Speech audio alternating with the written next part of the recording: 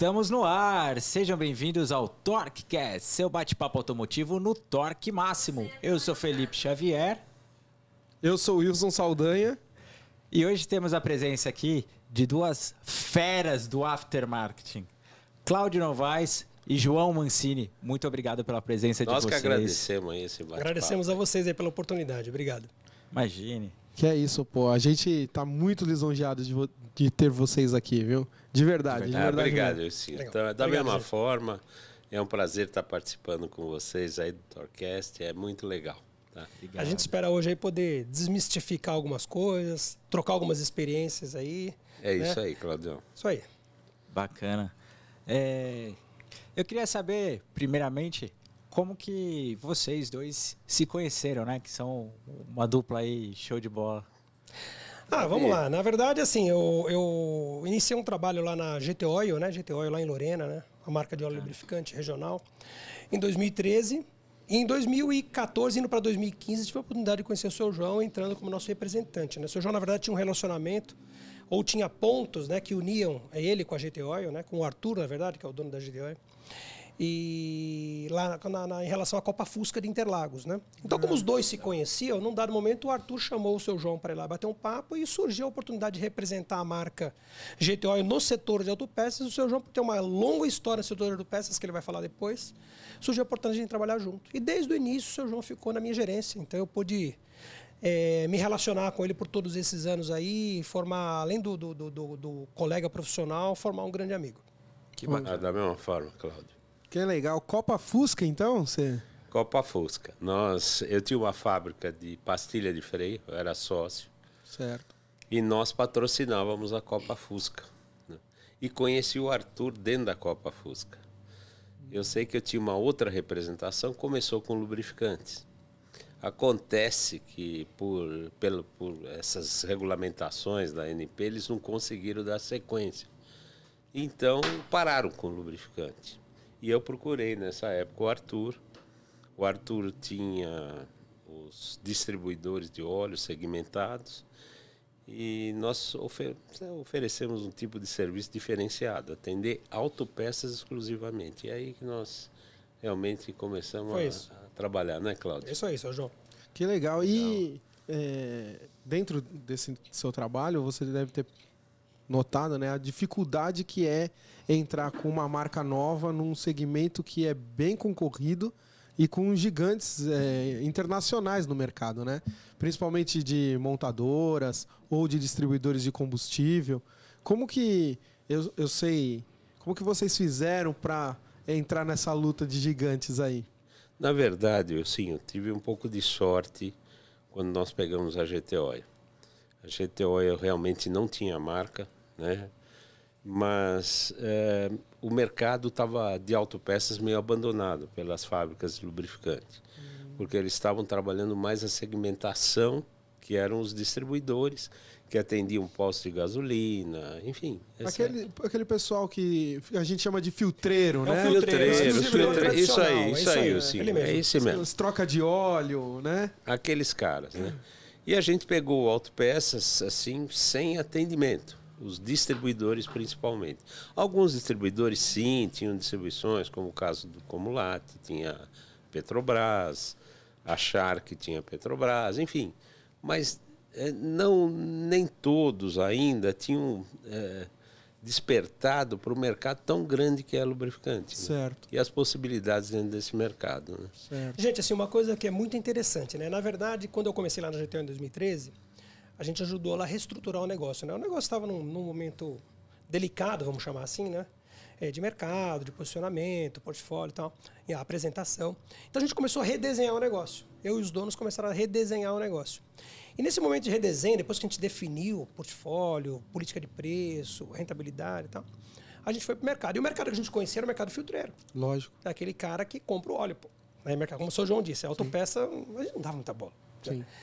E quando a gente foi bater na porta do filtreiro, GTO, pô, mas tem que ter preço, tem que ter não sei o quê, sabe? Aquela dificuldade que você mesmo acabou de falar, não necessariamente comparando só com as companhias, mas comparando com outras marcas também que já estavam rodando no mercado. Certo. E voltamos para casa e falei, o que eu vou fazer agora? O que eu vou fazer agora para vender, né? Aí surgiu essa situação do autopeças. E a gente entendeu e vimos uma grande oportunidade no distribuidor de autopeças, ele sempre buscando novas linhas para agregar faturamento, agregar rentabilidade. E não é fácil, gente. Qualquer distribuidor, você imagina que seja um Comolate da vida que a gente está falando aí, para ele agregar uma linha, colocar uma linha nova que, num curto espaço de tempo, gere um faturamento significativo e rentabilidade, não é brincadeira. Não, né? é verdade. Então, quando a gente chegou com a proposta, no distribuidor de peças, chegou com a proposta de colocar o lubrificante, na verdade a gente teve que, e foi a sacada de tudo, né? A gente teve que meio que doutrinar esse distribuidor no início, porque não existia a cultura das companhias ou das empresas lubrificantes de vender óleo no autopeça. Certo. Porque o autopeça, gente, é todo especial, é diferente. Sim. Mas não é igual ao filtreiro. O filtreiro, todo o processo dele é muito mais simples, a estrutura dele é muito mais otimizada, é muito diferente, porque só vende aquilo. É que a gama de produtos Sim, dele é bem menor, sim, né, do que uma autopeça. Sim. Você imagina um distribuidor de autopeça com 60 mil itens, 70 mil itens, 50 mil itens que seja, né, para administrar toda essa complexidade, né, é muito diferente. Então ele tem uma estrutura... Também, Cláudio, a diferença que você tem de cliente, né, Wilson? Sim. Quando você está segmentado, como as distribuidoras estão, como você falou, ela vai no posto de gasolina, vai na troca de óleo, vai no filtreiro, enfim, nesses caras. O autopeças ele vai vender a mecânico. Exato. Então, nós tínhamos, vamos dizer, um caminho muito mais curto do que você atingir o usuário final, Sim. que seria o mecânico, e nós já tínhamos a experiência para atendimento do mecânico, com treinamento, enfim, com visitas constantes, periódicas e tal. Enfim, isso aí tudo nos ajudou, né? Então, de novo, eu acho que a grande sacada foi você saber que o cara não tinha know-how, você, por conhecer o segmento, saber que a linha ia agregar faturamento, ia agregar rentabilidade. Sim. Então, a gente montou meio que, lá na época, a gente montou meio que um manual para ensinar os distribuidores de autopeças a vender lubrificante. E a gente percebe que o óleo é uma linha que puxa outros itens, né? Perfeitamente. A hora que você mostra isso pro distribuidor, ele acaba comprando a ideia, porque ele vai ajudá-lo a vender filtro, por exemplo. Sem dúvida. Mas você sabe o que deu boom no distribuidor do peça? Era impressionante. O senhor João vai concordar comigo. Você colocava a linha, fazia o treinamento da equipe, soltava uma equipe e ia fazer os dias de trabalho lá. Cara, era impressionante. De 3 a 6 meses, estava entre as 3 primeiras linhas em faturamento. Que legal. E é o que você falou, não só contribuindo com faturamento, vamos lá, só para a gente alinhar as expectativas aqui. É um faturamento alto, porém uma rentabilidade menor do que a média da autopeça. Por quê? Por conta do giro natural. Sim. Só que assim, o distribuidor de autopeça rapidamente percebeu isso, que era uma linha que agregava faturamento, agregava uma rentabilidade que ele podia contar praticamente todos os meses, diferente da autopeça que tem um alto e baixo, tem linha que fica lá, tem autopeça que fica com linha lá 1, 2 anos no estoque. Exato. Né? O óleo não tem disso. O giro é muito rápido. Então ele entendeu que era um mecanismo, era uma linha que ia entrar para apoiar o negócio dele a gerar alto faturamento e rentabilidade. Né? Não a rentabilidade nos patamares, né, da autopeça, mas assim, é o que eu sempre digo, né? Você tem um negócio lá que ele te dá, sei lá, 30%, você vende 100 mil. 30% de margem, você tem 30 mil de lucro. Você tem um negócio que te dá 20%, 15% e te vende 1,5 milhão, não tem nem o que dizer, né? O cara, porque no final do dia, é o que eu costumo dizer, você não põe percentual no bolso, você põe grana, valor absoluto. Não é verdade? Então ele gera muito mais rentabilidade em valor do que efetivamente percentual. Né? Exato. Então, e a gente percebe que no mercado de óleo, assim, visitando, né, a gente visita muito a autopeça, a gente percebe uma entrada grande da GT Oil em autopeças, né? Não só para a linha leve, como para a linha pesada também. Eu vejo uns galãozão, porque eu visito autopeças de linha pesada. E quando eu olho, que eu lembro de vocês, né? Eu falo, pô, eles estão aqui de novo. A marca ficou bem significativa, né? A empresa ficou bem significativa. Na verdade, a gente liderou muito esse mercado. Como eu falei, o trabalho começou lá em 2013, 2014 foi o ano da implementação da estratégia, foi onde a gente foi para o autopeça. E o boom veio em 16, 17, 18. 18 foi o ápice, né? 18, 19, né? Um pouco antes da pandemia, né? Então, assim, vinha numa crescente, né? Então, você viu o produto, a distribuição do produto era bárbara, tinha em todo canto, cara. GTO, o pessoal até brincava. Onde é que eu encontro GTO? Vai no Posto Piranga, né? A gente brincava, né, cara? Porque de tanta que era a distribuição, né? Aí o cenário mudou, veio a pandemia, mas isso a gente fala lá na frente, né? Mas o fato é que a gente conseguiu uma malha de distribuição muito significativa. É o que o senhor falou. Você viu o produto em tudo quanto é canto. Porra, os nossos concorrentes falavam isso. Falavam, cara, meu, onde eu vou? Fui lá, não sei lá, em Qué, tava tropeçando em GTO. E é verdade. Né? Porque aconteceu comigo. Eu né, acompanhei a marca um pouco lá atrás, mas onde eu ia, principalmente eu que moro ali no Vale, né, e tá ali em Lorena, a GTO, eu acompanhei muito esse crescimento. E depois indo para o Rio, indo para Minas. Existe o fato que o Wilsinho falou que é legal. Esse negócio da marca, Wilsinho, é importante o que você falou. É muito difícil introduzir marca. Exato. Hoje nós temos até uma outra dificuldade para introduzir, que seja qualquer produto, você sabe bem, que é o cadastro de produto. Então nós chegamos lá no distribuidor e se o cara não tiver uma boa vontade com você, nem cadastrar ele quer. Ele fala, não, eu já estou cheio de peça, aí eu não vou cadastrar. Não, você chega e ele já olha para tua cara... não, pô, eu vou passar pro meu TI lá, ele vai ficar uma semana para fazer isso. Isso mesmo. Então a questão da marca... quando você fala em consumidor, realmente o trabalho está muito longe de ser atingido ainda como uma marca consolidada. Por quê? Porque no carro, no manual do carro, vem explicitado qual é o óleo que você deve usar. A marca, né, Sr. A marca. Sim. É Shell, é essa, não sei o quê, é Castrol, não importa. Então, é muito difícil você atingir esse público. Muito difícil. No mecânico, você consegue, em alguns casos, assim, fazer esse trabalho, né? A gente consegue desenvolver esse trabalho através de treinamento, de uma série de coisas que vocês fazem, você na Tacal, o outro na Schultz, o outro em diversas empresas, não é assim? Então, que a gente sabe que são efetivos, são treinamentos constantes e tal. Entretanto, para você mudar a marca no consumidor final, a coisa realmente é muito complicada. Mas, gente, por outro lado, também tudo é muito dinâmico, né? Certo. Por muito tempo, eu diria para você que as marcas, não só necessariamente no lubrificante, mas basicamente em todos os setores, as grandes marcas reinaram em absoluto. Sim. Né? Mas você vê uma transformação no comportamento de consumo dos até pelas homologações, né, Cláudio? Não, de novo, seu João, não só no lubrificante. Em tudo. Alimentos. Quando o cara fala, eu tenho metro, você já igualou com outro que seja... Mas tem um fator extra, além disso, João, que tem a percepção de valor. Percepção de valor, claro. Eu sempre uso o exemplo, quando eu fazia treinamento, eu falava, pessoal, e justamente para exemplificar essa situação das grandes marcas, né? Você tem uma camiseta da Hering, uma Polo, puta qualidade, veste bem, algodão, e você tem uma da Dudalina. Cara, mesma coisa, veste bem e tal. Mas, cara, por que o cara paga 4, 5 vezes mais no Apollo da Dudalina e não paga na Hering? Porque aquilo representa algo para ele. Exato. Quando ele coloca aquela camisa, cara, ele se sente mais poderoso, mais homem, ele se sente mais bem-sucedido. Então, é uma série de valores intrínsecos e inconscientes que estão inseridos por trás daquela marca. Mesmo que ele saiba que é a mesma confecção que faz as duas. Ele sabe. Sem dúvida, ele sabe. Ele sabe que a essência é essa. E no nosso ramo tem muito disso, né? Assim. Mas porém, o cara usa aquela camisa e quando ele sai, ele peito de pombo, ele estufa o peito e fala, tô de Dudalina, cara. É isso mesmo. E, de novo, as pessoas percebem ele assim. Por quê? Por conta da percepção de valor das marcas. No lubrificante não é diferente. Quando você coloca um lubrificante da Mobil, da Petronas, da Shell, cara, você se sente o piloto de Fórmula 1. Você se sente o cara. Claro. Meu carro usa óleo de Fórmula 1. E parece que não, gente, nós somos movidos por isso. E o pessoal de marketing tem umas putas sacadas. Lógico. Entendeu? O pessoal de marketing, assim, eles entram na nossa cabeça, a gente não percebe, através das mensagens subliminares. É isso aí. Entendeu? E eles transformam o nosso pensamento.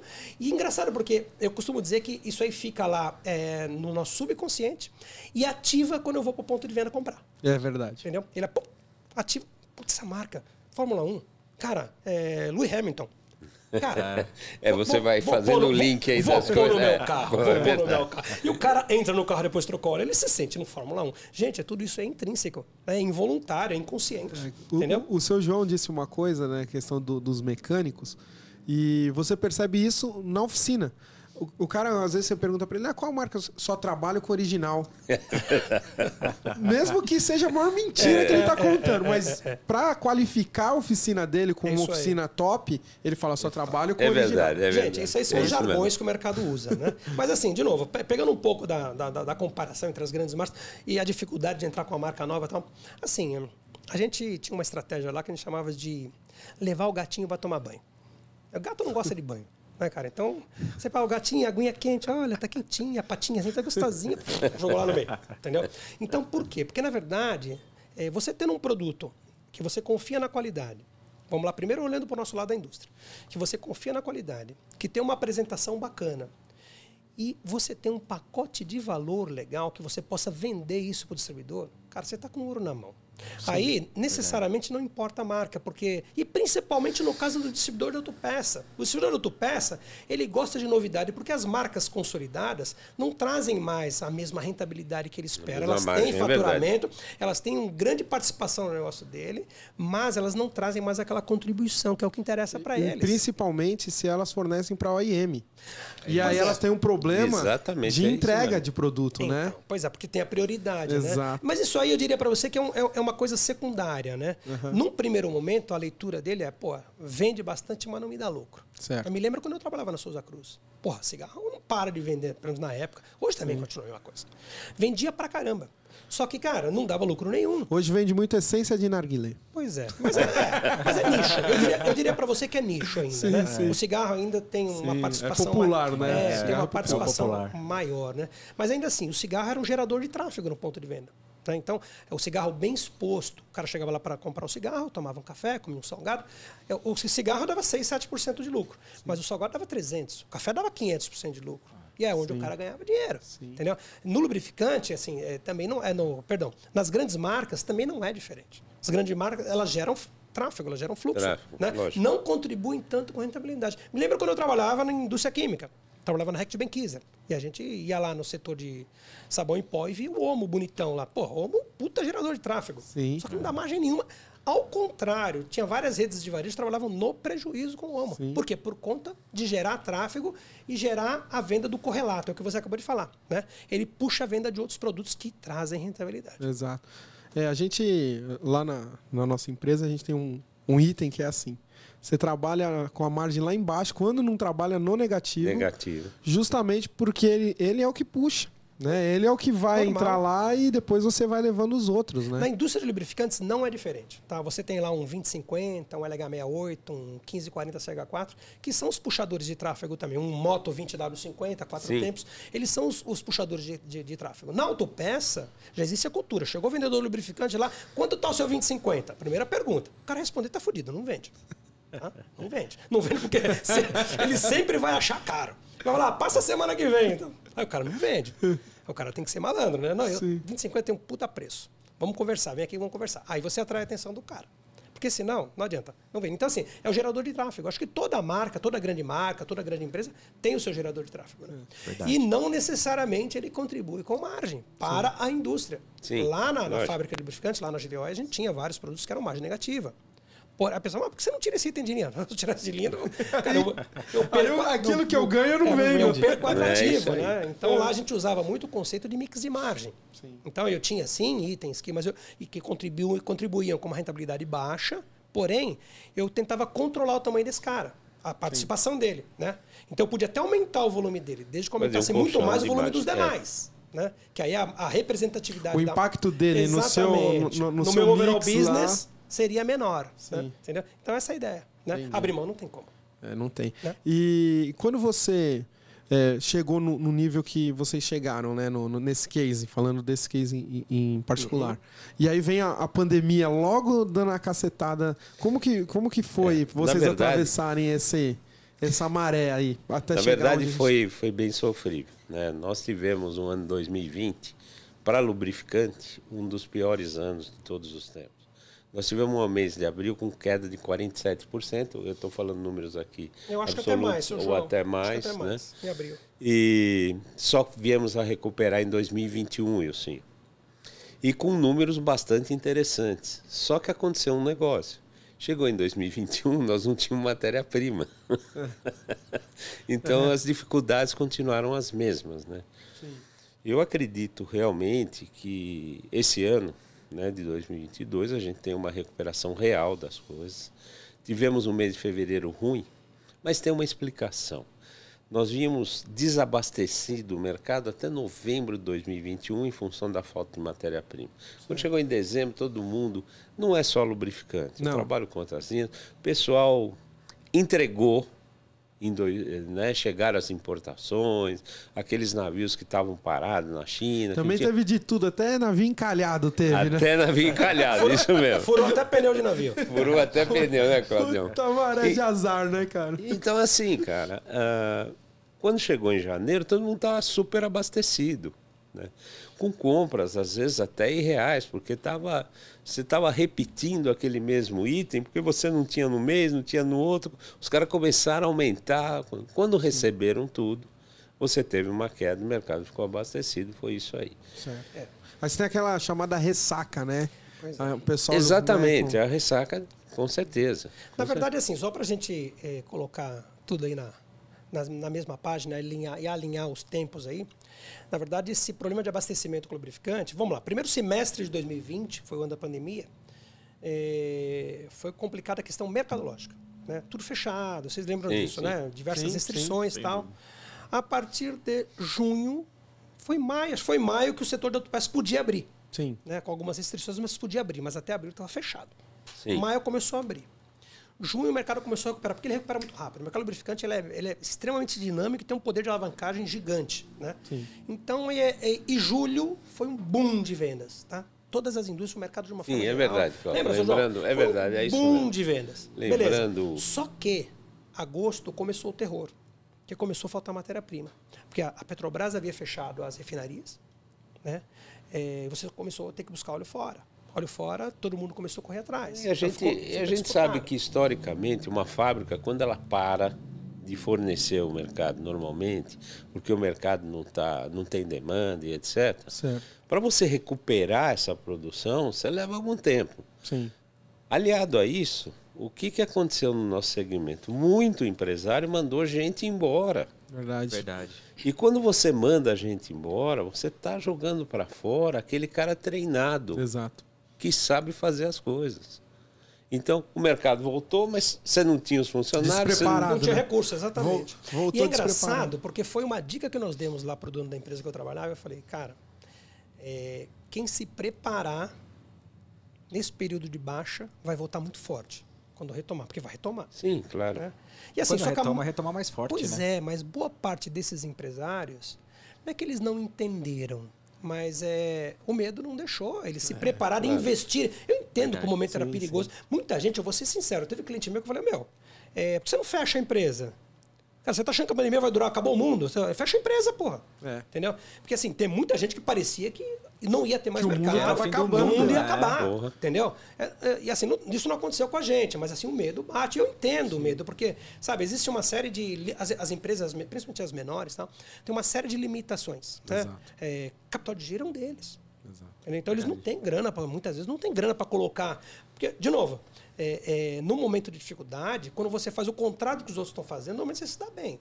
Tá todo mundo cortando, todo mundo segurando, mandando embora, que o senhor já falou, não está comprando. Cara, se você vai lá, você compra, você contrata, você deixa a tua estrutura forte, o negócio voltou, você volta e por cima de todo mundo. Por quê? Aquilo que o senhor João falou.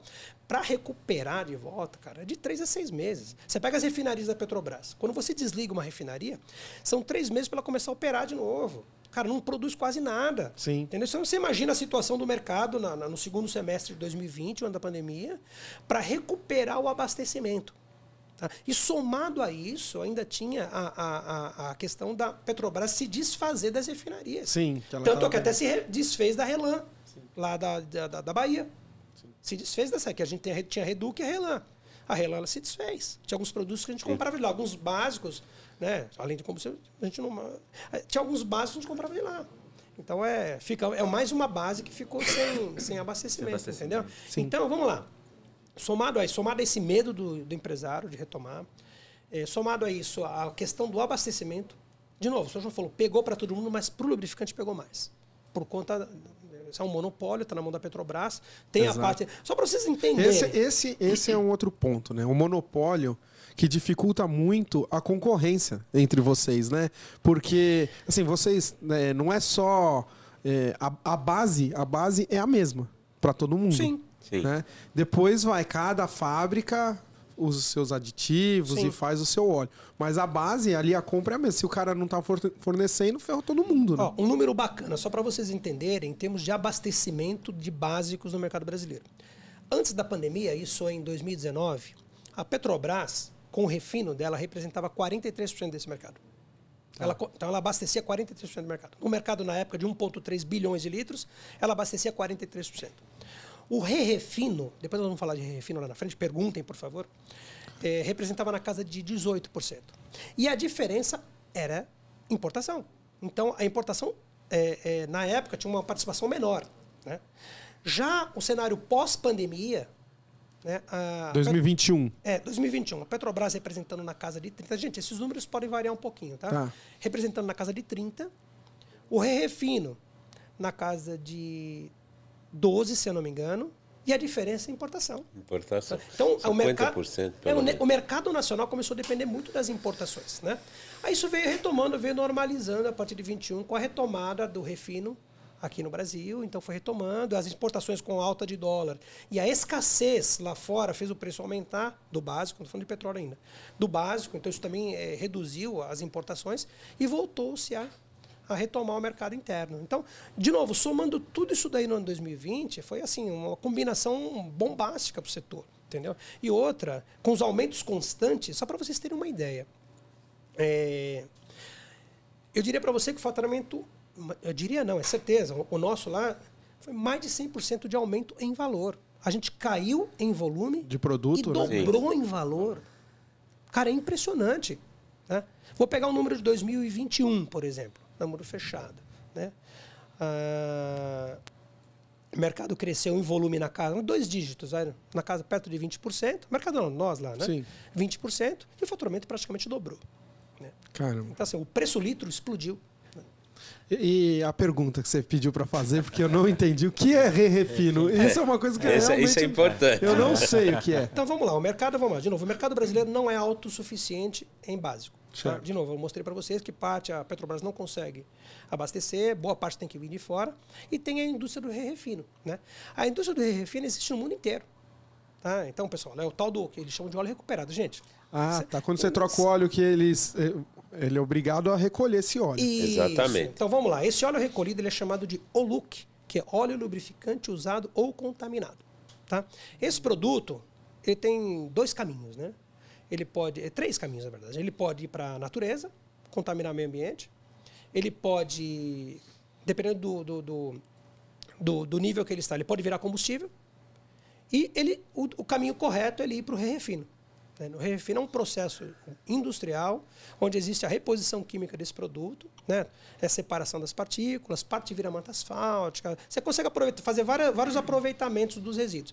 E parte dele volta como óleo básico, numa condição química, acreditem, superior ao óleo de primeiro refino. Caramba. Pois é. E não necessariamente tudo que volta como... Não, eu não sei dizer para você. vários reaproveitamentos. Sim, eu não sei dizer para você a parcela que volta de novo. E ele é mais caro que o óleo básico? Não? Então, vamos lá. Na verdade, assim, normalmente, até 2019, o posicionamento dele era 95% do preço do básico de primeiro refino. Até 95%. Porém, depois da pandemia, é oferta e procura, meu. Chegou a ficar mais caro. A gente, no segundo semestre de 2020, né, nós pagávamos mais caro no óleo refinado do que no primeiro refino. Né? E tem aquele mito, meu produto não tem óleo recuperado, não tem óleo recuperado. Mentira. Toda indústria, para complementar o portfólio dela... É compulsório isso, não é compulsório, Sérgio. Não sei se é compulsório, mas ele tem que ter, porque ele precisa complementar. Certo. Então você pega os principais refinadores, uma Luarte, que é o maior do Brasil, uma Petrolub, que é a segunda maior do Brasil. Luarte é a primeira em grupo 2, né? Depois eu vou falar dos grupos. A Petrolub é a primeira em grupo 1. Né? Você tem Proluminas, tem vários outros aí, né? Também com a indústria de refino e reaproveitamento. Mas assim, não tem diferença. O produto, assim, depois que ele sai pronto, ele é tão bom em termos de eficiência quanto o primeiro refino. O que muda é a coloração. Ele fica um pouquinho mais escuro, mas até aí, em termos de performance, não altera em nada. Tá? Meu, que aula. Eu não imaginava. Eu tô aqui. Eu não imaginava. Para mim, assim, recolhia o óleo, punha lá num tonel e ia armazenar igual o resto biológico. É um processo químico, é bonito de ver, viu? É bacana de ver. O óleo entrar preto de um lado e sai clarinho do outro lado. É bonito de ver, cara. É igual quando você então tem o pessoal que nem lá na Schultz tem, né, de tratamento de água. Sim, que você vê lá a água da fábrica saindo daquele jeito lá e lá na ponta os peixinhos nadando para mostrar que a água tá... Eu sei, eu trabalhei nas multinacionais, isso é mais para inglês ver, né? Para ver que nós somos bonitinhos e somos corretos, né? Não é? Mas fica as carpas nadando lá. Sim, é bacana de ver, é bacana de ver. Mas é isso, mas no lubrificante não, o negócio é sério. Porque aí você vê, aí é uma demonstração, né? Legal, porque pega todos os líquidos do processo industrial e aproveita e mostra ele sendo recuperado legal. Sim. Mas é isso aí de novo. E essa diferença de grupo? De grupo, vamos lá. Então você tem aí grupos. Pega o lubrificante, vamos lá, vamos só contar um pouquinho da história do lubrificante, né? Do óleo pronto acabado, aquele óleo que tem no frasco, que você coloca no seu carro, né? Lá dentro tem basicamente, óleo base, tá? Que é extraído do petróleo através dos grupos, eu vou falar lá na frente. Tem um pacote de aditivos, né? Que é o que? Vamos lá, o lubrificante é o que? Que é o que diferencia um do outro, né? Esse pacote de aditivo. O lubrificante base, o óleo base é o que efetivamente lubrifica o sistema, né? O aditivo é o que efetivamente gera proteção ao sistema, né? Então, de corrosão, para poder preservar a vida útil do equipamento. Certo. Então só que assim, nos aditivos a gente divide em os aditivos efetivamente de proteção, que tem o detergente, antidesgaste, extrema pressão, né? E tem o polímero, um polímero chamado MIV, que é o melhorador de índice de viscosidade. Então, só separando os mundos, o lubrificante base é o que lubrifica efetivamente o sistema, né? O aditivo é o que efetivamente protege as peças e dá vida útil, longa vida útil ao equipamento. E esse MIV, esse polímero, melhorador de índice de viscosidade, é o que faz a transição das viscosidades, né? Então, ele vira no final um processo de industrialização. Esse polímero ele é adicionado óleo base nele, vai para uma caldeira, fica lá numa determinada temperatura e sai um líquido bem grosso. Vocês já viram aquele... Como chama da Bardal que tem, seu João? Prolonga? Já. Você lembra aquele caldo? Então, aquilo nada mais era que um MIV, né? E aquilo, a fórmula do lubrificante é um percentual de óleo base, é um percentual de aditivo e um percentual desse polímero, desse MIV. Vale a pena falar um negócio que o Wilson perguntou, um negócio interessante, do aditivo, né? Cada um usa o seu aditivo. Não. Tem 4 fabricantes de aditivos no mundo, somente. Eu vou até falar delas, E outra coisa é que quem determina a sua formulação, quem aprova a sua formulação, é a ANP. Nós vamos entrar nessa parte de regulação um pouco mais para frente. Mas só para fechar o assunto do básico, né? Então, assim, cada um com a sua contribuição percentual. Então, sei lá, você vai pegar um 5W30 PISN, né? Esse produto ele tem um X% de base, tem um Y% de aditivos e um Z% de polímero, que é para fechar a formulação. Na verdade, não tem milagre fabricar óleo, né? Porque a indústria de lubrificantes, o que ela faz é misturar. Ela mistura componentes com base numa fórmula, como o seu João falou, que ela é registrada na ANP. A ANP, sim, tem os parâmetros, mas tem indústrias que têm fórmulas exclusivas também, né? E se essas fórmulas exclusivas também são aprovadas pela ANP, o produto está viável para comercialização, vai para o mercado, ressaltando esse diferencial que ele efetivamente ele apresentar e a ANP aprovar. Como o seu João disse, sempre com a aprovação da ANP, né? Entendi. Então você tem o básico lá que eles têm que cumprir, e se você quiser desenvolver algo novo, você tem que ter uma aprovação para você poder vender. Não, tem que efetivamente existir o benefício, seja qual for. Tá? Por exemplo, tem um produto lá que é o Long Life. O Long Life é um produto semissintético e tal, e ele tem um booster, né, que ele veda selos e retentores do motor. Ele revitaliza. Entendi. Então, você pega retentor e selo ressecado, ele vai lá e preenche as fissuras. Usaria para carros mais antigos. Com motor já com um pouco mais de quilometragem, né? Para você dar um fôlego a mais para o carro. Então, você conseguiu comprovar que esse booster entrega esse benefício, beleza. Tá aprovado, a ANP te aprova. Entendeu? Sim. Então, voltando aos grupos dos básicos. Quando você vai construir um lubrificante acabado, dos componentes dele é o óleo básico, certo? Óleo básico. O óleo básico ele pode ser de grupos 1, 2, 3 e 4. Né? Grupo 1, eu vou falar de uma linguagem simples, gente. Não é muito técnico, eu não sou técnico, eu sou um cara de comercial, mas a gente participou de vários processos. E, de novo, não dá para entrar tão no detalhe, porque as pessoas também acabam confundindo a cabeça. Né? Então, o grupo 1 é um lubrificante extraído do petróleo. É um primeiro processo de refino, então ele sai com algumas impurezas, e ele é utilizado normalmente em lubrificantes mais simples, né? No 20W50 de carro, de moto, né? Alguns lubrificantes hidráulicos. Então, assim, ele tem uma gama de produtos que atendem, que necessitam desse óleo de grupo 1. O óleo de grupo 2 é um processo de refino mais detalhado, com mais cuidado, né? E normalmente ele é utilizado para lubrificantes mais nobres. Então vamos lá, um semissintético. Semissintético nada mais é do que a mistura, uma parcela de óleo sintético, que eu vou falar lá na frente o que é, e uma parcela de óleo semissintético. A mistura dos dois gera o semissintético. E o lubrificante que vai nesse semissintético é o grupo 2. E o grupo 3, que são os lubrificantes de base sintética, né? O Brasil não refina óleo sintético, só para a gente alinhar, tá? A Petrobras até produz óleo base, manda para fora, é beneficiado quimicamente e volta para o Brasil como óleo grupo 3 para fazer os óleos sintéticos, certo? Eu não sabia. Pois é. A gente não é... Basicamente, todo óleo básico grupo 3 vem de fora. Né? Nós temos grandes marcas, aí, por exemplo, como a Petronas. A Petronas é uma das maiores importadoras e distribuidoras de óleo grupo 3 aqui no Brasil. Né? E tem vários outros aí que também trazem de fora. Né? E tem o óleo grupo 4, que é feito de uma outra... de um outro subproduto do petróleo, que é a nafta. O grupo 4 é chamado de PAO, que é o polialfa-olefina. Né? Qual que é a diferença básica do PAO para os demais? Os demais, você não consegue ter uma grande viscosidade com uma alta fluidez. Você pega quanto mais viscoso o óleo, a gente entende que ele é mais grosso. Sim. Se ele é mais grosso, ele flui menos. Sim. Tá certo? Já o grupo 4 ele tem essa capacidade de preservar essa propriedade de viscosidade e fluir bem. Então, por exemplo, todos os óleos que começam com 0W, a base deles é grupo 4, é PAO, polialfa-olefina. Entendi. Entendeu? E esse também é importado? Todos importados. Tudo importado. Ele é a base de nafta. Entendi. Então, é legal destacar isso, né? Ele é a base de nafta. A nafta que sai do petróleo. Putz. Aí indo para os pacotes seletivos, que o João falou, nós temos realmente 4 grandes players, né? Estamos falando aí de Chevron, estamos falando de Infineum, estamos falando de Afton, estamos falando de Lubrizol. São os 4 maiores do mundo. Né? Porém, não necessariamente todo mundo tem que comprar deles. Você pode comprar um pacote. O que é o pacote? É uma combinação de metais com óleo base. Aí você vai aplicar um percentual na fórmula de acordo com o produto registrado na ANP. Você compra o pacote. Você pode também formular isso na tua empresa. Você pode comprar os componentes, você compra ferro, zinco, vai comprar todos os componentes, enxofre, e você vai fazer o seu pacote. Tá?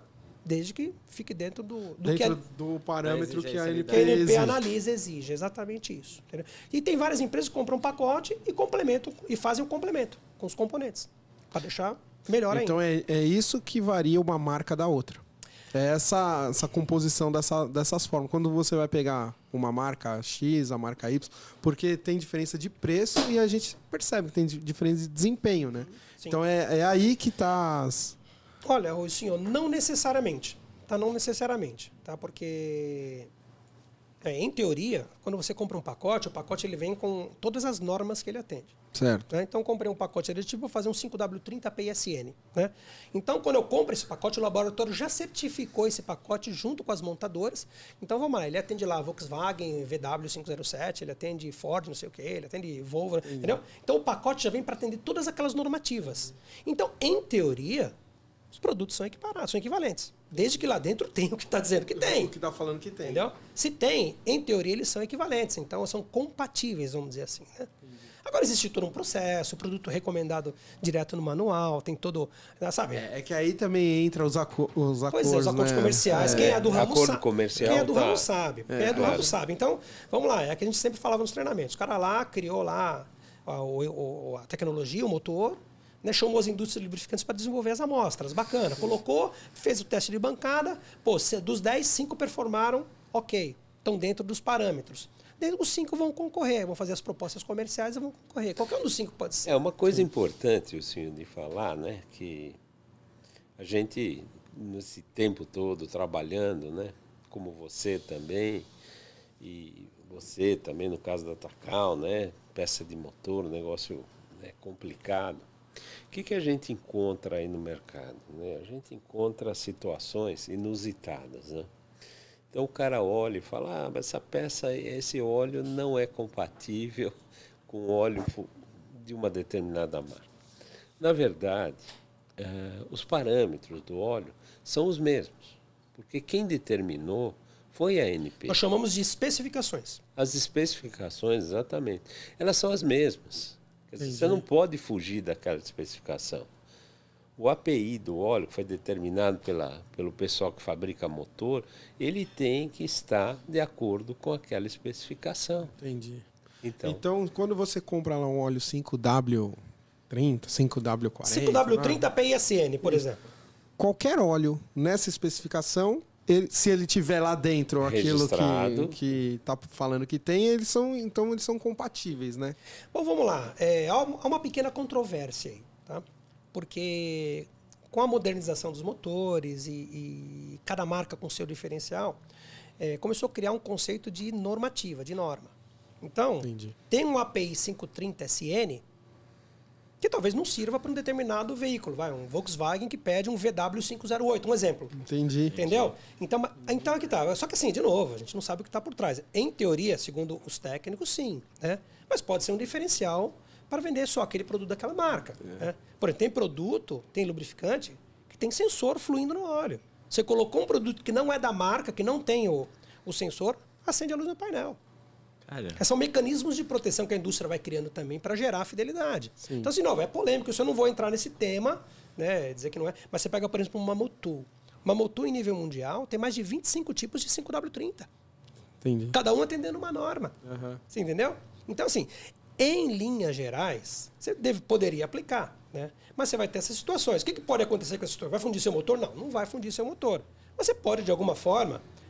Mas, por exemplo, se você tiver que voltar na concessionária, seu carro está na garantia, e aí você tem que voltar na concessionária lá com a luzinha acesa, lá ele pode falar, você não usou o óleo do... Isso é muito difícil ele comprovar, isso aí esquece, é muito difícil ele comprovar. E outra, a luzinha só vai acender no caso desse de... Né, não, é esse que eu tô falando, mas isso é a pegadinha do malandro, né? Isso aí não tem como escapar, né? Agora, num outro não tem como. Tô falando nesse caso que acende, né? Então, sem contar que tem diversas concessionárias que não necessariamente usam o produto original. Exato. Não é mercado, gente. Exato. Mercado não tem milagre, entendeu? A gente sabe. Então tem ela isso. Tem um mínimo lá que ela tem que comprar da montadora, e aí comprou aquele mínimo que excede, ela compra da ou às vezes nem tem cota, compra do mercado e coloca e fala porque, né? Então, de novo, não é assunto pra gente entrar no detalhe. Nem vamos. Cada um, mas de boa. Eu penso assim, se a pessoa, ou se o estabelecimento, a concessionária ou a oficina, tem a responsabilidade que o produto é de outra marca, mas atende a especificação e não vai dar problema para o cliente, beleza. De novo, pior que isso, o que vocês já conhecem, é a aplicação errada. Pior de tudo é isso. Aí é bomba.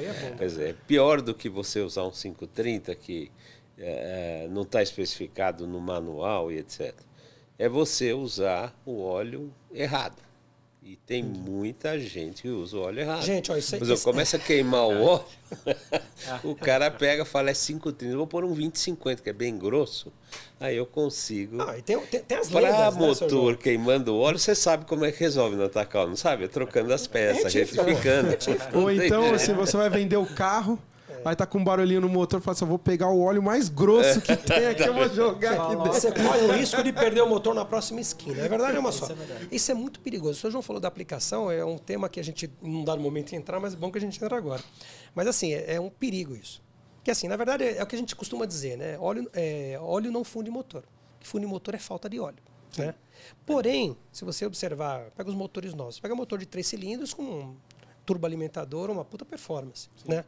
E tem que ter um produto lá adequado, porque o motor é extremamente compacto, né? Os dutos são extremamente finos, né? Justamente para passar um produto de alta fluidez, um lubrificante de alta fluidez. Então você pega um motorzinho desse, coloca um 20W50, vai fundir na hora? Pode ser. Mas é pouco provável. O que vai acontecer com esse motor? Esse motor, imagina só, ele é todo compacto, os dutos finos, para passar um produto de alta fluidez, para poder lubrificar todas as partes. Então você bateu na chave, sai do cárter, bomba puxa, vai para o filtro, sobe rapidamente e lubrifica as partes superiores. Aí o bonitão vai lá, o engenheiro de plantão, e coloca um 20W50. Na porra. Coloca, sempre coloquei desse, coloca aí. A gente chama de mecânico. Eu não estou me referindo nem só ao mecânico. Sim, é o dono do carro. Até o dono do carro, né? Porque assim, o dono do carro não conhece nada de óleo. E ele dá essa incumbência pro aplicador. Muitas das vezes o frentista do posto de gasolina. Que seja o frentista, o trocador do posto, o mecânico, o trocador da troca de óleo, né? Então, ele dá essa incumbência pro cara. Ou ele determina. Falou, eu quero que põe 20,50. Não, mas o senhor é assim, não. Põe 20,50. Tem cara que é assim, né? E tem loja que aceita. Aceita.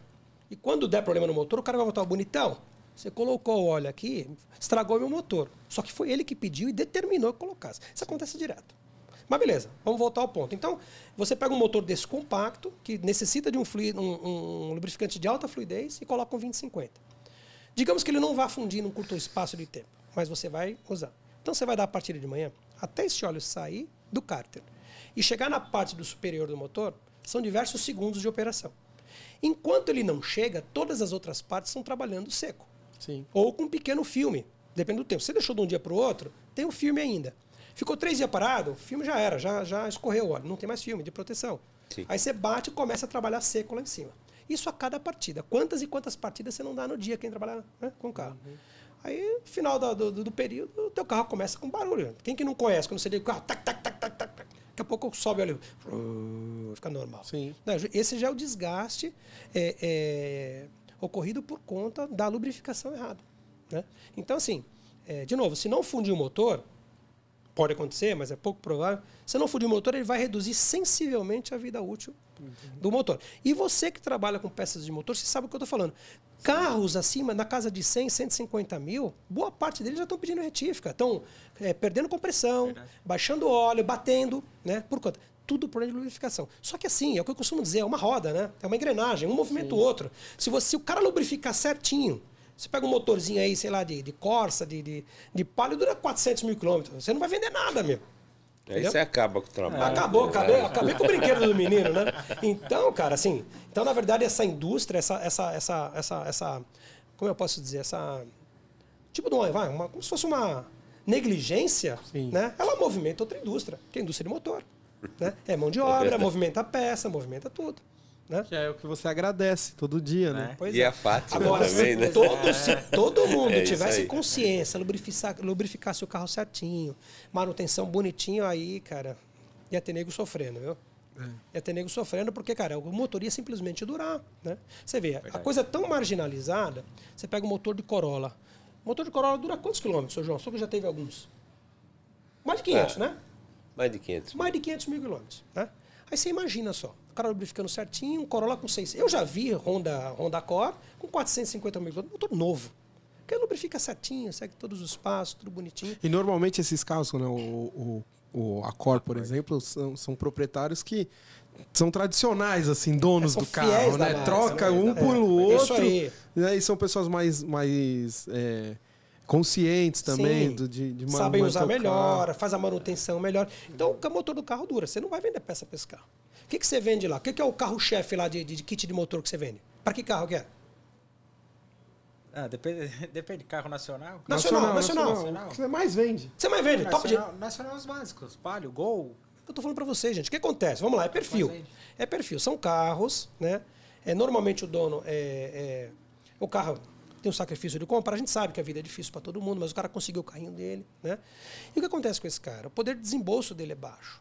Né, para manter o carro, muitas vezes. Ou carro de trabalho, né? De novo, ou de frota, né? De frota, seja, exatamente. Então, o poder de desembolso é baixo. Então, ele vai, na hora de fazer a manutenção, vai comprar uma pecinha paralela, vai colocar um olhinho mais barato, um filtrinho que não é tão eficiente. Isso tudo, gente... Ou fora de especificação, porque é mais barato. Ou fora de especificação. Então, assim, aí vai passando o tempo, o carro vai começando a apresentar os defeitos. Sim. Porque é natural. Tá fazendo a manutenção errada, a tendência é reduzir a vida útil do equipamento.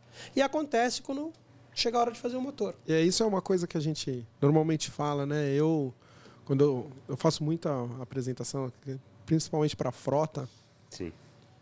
E aí a gente fala assim, ó, a manutenção preventiva correta, porque existe a manutenção preventiva errada. O cara tá até fazendo a manutenção preventiva, mas tá fazendo. Tá errado. Era melhor que não fizesse. Ele tá até conferindo, mas não tá fazendo nada, né? Ó, então, a pastilha tá bom, o disco tá bom, tá bom. Né? Mas se você faz a manutenção preventiva corretamente, o seu custo baixa. Sim. O seu custo com manutenção baixa. Em primeiro momento parece que aumenta, porque você passa a ter um custo periódico, mas ao longo do tempo... No médio e longo prazo você sente a economia. Você vê que você realmente baixou o custo. Né? Verdade. Porque se você ficar só na manutenção corretiva, o seu custo aumenta muito. Certamente. Né? Porque uma peça quebra, leva a outra e... Faz todo sentido isso daí. Só que, infelizmente, não está enraizado na nossa cultura. Eu conheci muitas pessoas que cuidam dos seus carros dessa forma. Sim. De 10 em 10 mil revisa tudo, mas de verdade, revisa tudo, troca pastilha, vê lona, vê disco, troca filtro. E você conhece outros que usaram anos o óleo errado, não conhece? Cara, só repondo só. É só na remonta que a gente chama, né? Só repondo, né? Interessante, cara. Assim, eu estou comentando com ele porque repondo. Nós compramos uma frota lá para rever, para nossa empresa, e de Up. Sim. Beleza. Não, lógico, como todo bom brasileiro, não lemos o manual. Beleza. Começamos a comprar óleo 530. Usamos esse óleo 530... Da GT Oil, hein? Da GT Oil. Por 120 mil quilômetros. E aí descobrimos que o óleo do carro não é 530. 540, pô. E vendendo óleo é 540. É aquela velha história, né? Casa de ferreiro, espeta de pau, né, cara? Pior que é. Mas normal, mas o carrinho, ó, top, né? Usou, usou, nunca deu problema. Não deu. Né? O produtinho sempre redondinho. Né? Então, de novo, mas é que você acabou de falar. É a condição de uso. Né? Ele usa muito bem, o filho dele usa muito bem, o Marcos nem tanto. Né? Mas assim, tá lá, tá de pé, né? Tá com 200 mil quilômetros o carro dele, hein? Tá bonito. Com 200 mil quilômetros. Então, assim, ele ainda tem. Eles já venderam os ups, né? Tanto o seu João quanto o filho dele. Mas assim, o carrinho perfeitinho, durou bem, bacana, por quê? Porque não... Vamos lá, ele colocou um 530 e um 540. O 540 ia proteger o motor dele em condições mais severas, né? Se ele exigisse mais do carro. Mas como eles são cuidadosos, né? E mantém a velocidade média, cruzeiro, então o carro não deu problema. Agora, se ele usasse o carro, esgoelar, como a gente chama, esgoelasse o carro, certamente ele podia sentir algum problema. Isso é interessante saber. Assim, a primeira, não é todo mundo que sabe, eu não sabia quando comecei a trabalhar com lubrificante. A primeira letra, por exemplo, 5W30, a da viscosidade, o W é de winter, de inverno. Significa quando o carro está frio e você vai ligar. É a primeira viscosidade, porque na verdade a viscosidade é 5W30W. Isso. Ah, entendi. Aqui a gente elimina o W para ficar mais uma fonética mais bonita, né? Então é isso aí. A primeira letra você pode mudar do carro. Você pode pôr um 0 para baixo sempre. Se ele é 5, você pode usar um 0,30, por exemplo. 0W30. Você ganha até mais eficiência na partida frio. Melhor, porque ele vai subir o óleo mais rápido, ele é mais fino. É a eficiência na partida frio. Lembra, 0W, 0 winter, 0 partida frio. Entendi. Né? Entendi. Então, e aí, conforme você vai subindo esse número, é o time para lubrificar a condição de funcionamento do motor e temperatura. Ah, legal, pô. Ele vai ficando mais viscoso, né? Pô, que bacana. Estou dizendo lubrificante dentro da vida útil, né? Quando ele vai perdendo a vida útil, ele vai perdendo as propriedades e é uma coisa interessante, né? Porque normalmente o pessoal, o que acontece? Qual que é a cultura hoje? O cara lá coloca um óleo para 10 mil, né? Não existe óleo de 10 mil, tá? Existe motor que requisita óleo para 10 mil quilômetros, ou seja, você pode usar nesse motor óleo com tal especificação por 10 mil quilômetros. Nunca o óleo diz que quilometragem você deve colocar. Ah, eu quero um óleo para 10 mil. Não, isso não existe, né? Isso não existe. Quem andou colocando quilometragem no rótulo é a Mobil. A óleo linha pesada para 60 mil quilômetros. Só que tem uma série de ressalvas. Né? Até porque não tem filtro para 60 mil quilômetros. Tem. Que eu saiba, não. Também não. Então, assim, só que muito mais orientada para uma frota que tem a manutenção preventiva, que você mantém o óleo, vai conferindo o nível, troca o filtro no período. Mesmo porque quando você está no trânsito, o carro está ligado. Sim. E o motor está funcionando. E existe outra polêmica, Sr. João, também. Estou colocando isso. O João está colocando umas coisas legais que vão... Um assunto vai levando a outro. Sim, né? Então, existem... Vamos lá. A empresa recomenda, a montadora recomenda lá, olha para 10 mil quilômetros em condições regulares de serviço. O que é condição regular de serviço? É numa velocidade constante com refrigeração. Aí você pega uma condição severa de serviço. Primeira, segunda, terceira, segunda. O Marginal Tietê, 5h30 da tarde. Pois é, exatamente. No verão. Essa é uma condição severa, porque você está exigindo muito do equipamento e exigindo muito do lubrificante. Portanto, o desgaste desse lubrificante é muito maior do que numa condição regular de serviço. Tem uma coisa bacana, que a Volkswagen, quando lançou o câmbio DSG, que é um câmbio maravilhoso, né, Cláudio? Para quem gosta, é. Maravilhoso. Não, um câmbio legal e tal. Se falava que o óleo não precisaria trocar nunca. Nunca. Mas ele não considerou, o engenheiro possivelmente, as condições brasileiras de uso. Trânsito, temperatura e etc. Não é isso, seu Cláudio? E aí a coisa foi tomando proporções graves. Quer dizer, o câmbio começou a ter problema, eles começaram a diminuir a quilometragem para trocar o óleo automático, e hoje se fala que todo câmbio automático tem que trocar. Sim. Eu tenho um Renault, a Renault diz que não deve mexer, mas se você não mexer, por experiência nossa, com 120 mil, 110 mil, você perdeu o câmbio. Sim, eu ia fazer uma pergunta e você tocou no assunto, justamente a diferença do lubrificante de motor para o lubrificante de câmbio. Né? Nós vamos falar, vamos só concluir esse assunto então da viscosidade que a gente está falando agora. Então é isso. Você falou mesmo, Sr. João? Perdi até o fio da meada aí do último assunto, antes do câmbio. É que é tanto assunto, cara. Né? Sejamos espontâneos aqui, né? É que é muito assunto. A gente estava falando do trabalho do óleo, das letras, da partida frio e aí do desempenho. Sim. Que até você comentou que não tem uma quilometragem específica pro óleo. O que tem é o motor. Isso. Vamos lá. Então sempre é o fabricante do equipamento. Ia perguntar isso. Pode falar. Se ele é 5 mil ou 10 mil, mas qual é a hora certa de trocar esse óleo? Vamos lá. Esse ponto é importante, é o que eu queria concluir, né? Que isso é interessante até para quem está assistindo, né? E até na hora da manutenção do seu carro. Sim. Vamos lá, de novo. No manual vem lá, lubrificante API SN 5W30, recomendado para 10 mil quilômetros em condições regulares de serviço. Ou seja, é um carro que roda bastante em estrada, tem um uso misto, mas usa mais em estrada. Ou seja, ele recebe uma velocidade média, recebe refrigeração natural, tal. Isso tudo ajuda a dar fôlego para o lubrificante. Quando é utilizado dentro da cidade, no anda para, de novo, você exige muito mais do equipamento e muito mais do lubrificante. Portanto, o desgaste dele é muito maior. Então, você tem que trocar com uma quilometragem menor. Normalmente, o manual não informa isso. Então, qual que é o ideal? O que acontece com as pessoas de uma forma geral? Você vai lá, troca o seu óleo para 10 mil. Você vai olhar quando tiver com 9.999. É natural, né? Só que aí, amigão, passou, né? aí muita coisa aconteceu. Você tem motores, né, que saem de fábrica com características peculiares de baixar óleo. Sei lá, meio litro a cada 1000 quilômetros. Era o Fire, Sr. João? Que baixava meio litro a cada... Então, você chegar no final da troca, você não tem mais óleo. O motor pode fundir até, né? De novo, motor não funde por causa do óleo, por falta de óleo. Né? Então falta óleo. Então o ideal o que é? O ideal é que você tenha uma periodicidade de conferência, né? De novo, dependendo do uso do carro. Então você vai conferir periodicamente, ver nível e coloração. Aí você fala, mas coloração? Coloração. Coloração, ela dá um sinal da vida útil do carro. Por quê? Porque, de novo, à medida que vai usando, existe um processo dentro do lubrificante. Tem um pacote de aditivos que tem lá os detergentes, dispersantes, e vão fazendo um trabalho. Eles fazem um trabalho dentro do motor de limpeza para preservar o equipamento. Né? Então, o equipamento tem que estar limpo, sem impurezas, para poder ter fluidez e ter bom funcionamento. Então, se você conferir o teu lubrificante, está muito escuro, né? E está abaixo do nível, você está com problema, você precisa, ou você completa ou você troca. Então, você vai sentindo isso, né? Não tem uma regra para isso. De novo, no manual vem recomendada a quilometragem para o equipamento, não para o óleo, né? Então, você tem que usar um determinado óleo de certa especificação para 10 mil quilômetros em condições regulares para aquele equipamento.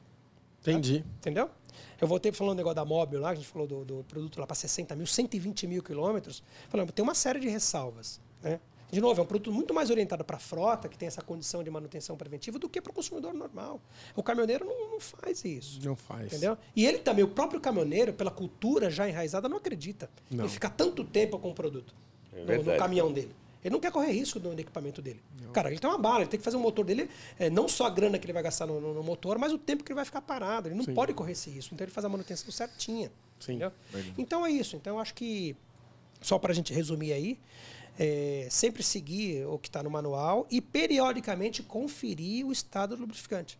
De novo, é isso que vai garantir, o Isinho falou, que vai garantir você ter um custo menor de manutenção, uma durabilidade maior do seu equipamento e, por mais que não queira, um menor valor de revenda do carro depois.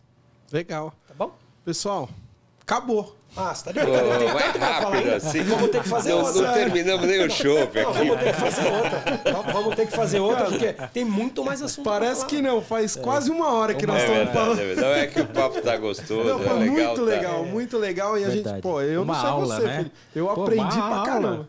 Putz. Eu aprendi, meu, é muito bom. Muito obrigado. Verdade. Gente, isso não é nada. Obrigado Tem muito vocês. mais assuntos. Se vocês quiserem depois, numa outra oportunidade, Vamos a gente bater marcar. um papo. Vamos marcar a gente mesmo, lista algumas fazer um coisas. E até o segundo. pessoal que estiver assistindo também, se tiver dúvidas, listar aí no campo de perguntas aí. A gente no Põe próximo embaixo aí, bate-papo, sim, põe aí e escreve aí nos comentários, vê se tem alguma dúvida específica, a gente lista isso para um próximo bate-papo. Show de bola. Muito Vamos obrigado, fazer Cláudio. assim. Muito obrigado, É seu isso. João, cara. Nós que agradecemos Nossa. vocês aí, né? Obrigado. Foi muito de legal. coração mesmo.